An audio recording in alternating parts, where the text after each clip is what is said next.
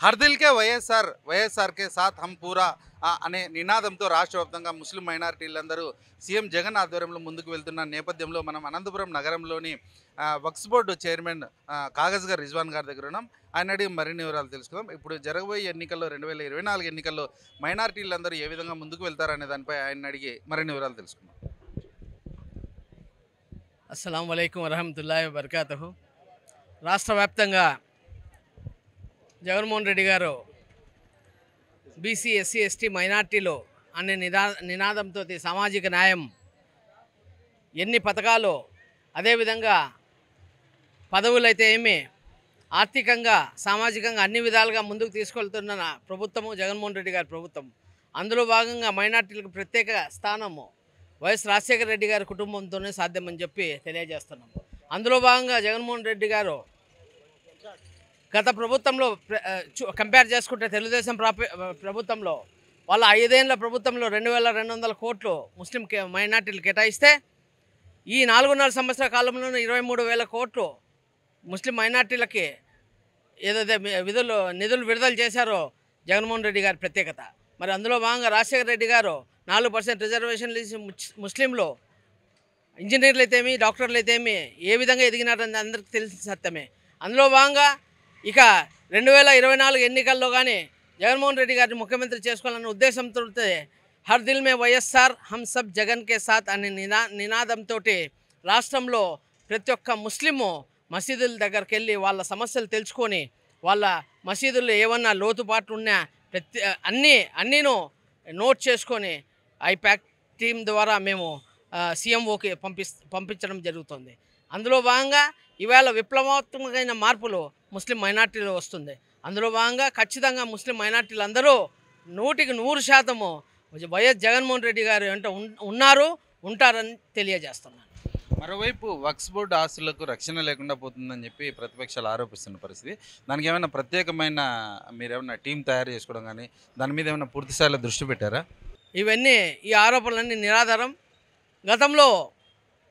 గత తెలుగుదేశం ప్రభుత్వం 5 ఏళ్లలో వక్ఫ్ బోర్డు ఆస్తులు ఏవైతే అన్యాక్రాంతమైనాయో ఈ మొన్నటి కాలంలో ఒక 9 నెలల కాలంలో ఖాదర్ బాషా గారు చైర్మన్గా ఉన్నప్పుడు రాష్ట్ర వ్యాప్తంగా దాదాపు 550 ఎకరాలు అన్యాక్రాంతమైన విలువైన భూములు విశాఖలో అయితేమి, విజయవాడలో అయితేమి, అనంతపురం జిల్లాలో అయితేమి ప్రతి ఒక్క చోట మళ్ళీ రికవర్ చేశాము.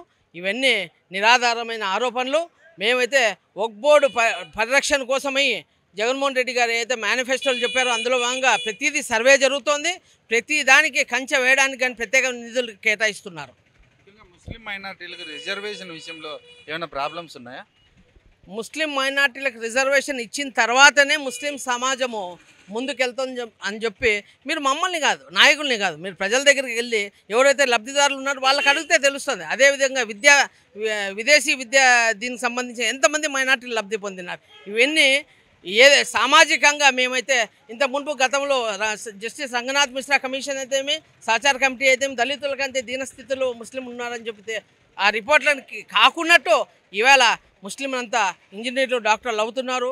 అందులో భాగంగా జగన్మోహన్ రెడ్డి గారి మీద నమ్మకంతో ముందుకు వెళ్తామని చెప్పి తెలియజేస్తున్నారు. మరోవైపు చంద్రబాబు కావచ్చు, లోకేష్ కావచ్చు, పవన్ కళ్యాణ్ కావచ్చు, ముస్లిం మైనారిటీలందరూ మా వెంటే ఉన్నారని చెప్తున్నారు. దానికి మీరు ఏ విధంగా అంటారు? వాళ్ళు పవన్ కళ్యాణ్ విషయం తీసుకుంటే అక్కడ పోతారు, బీజేపీతో పొత్తు అంటాడు.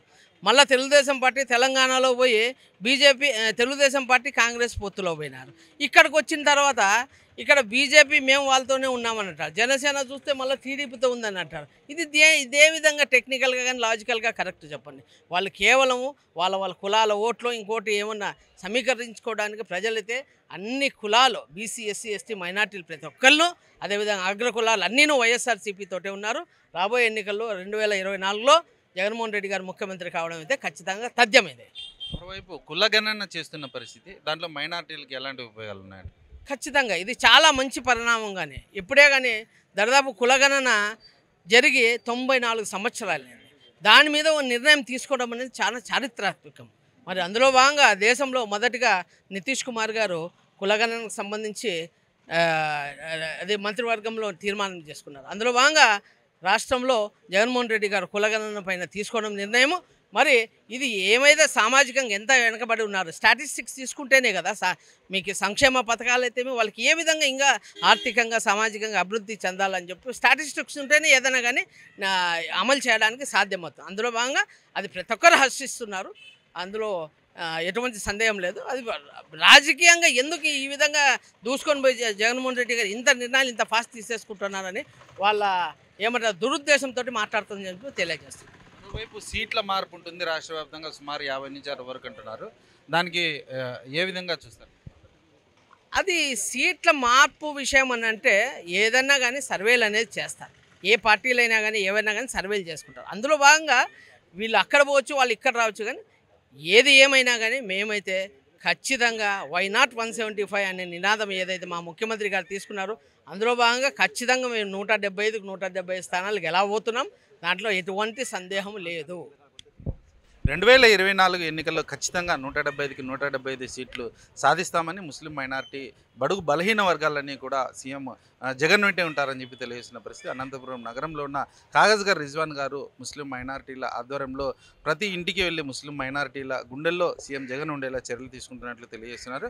చూస్తూనే ఉండండి. అనంతపురం నుంచి హిట్ టీవీ కెమెరామెన్ రాఘవేంద్రతో హనుమంతు.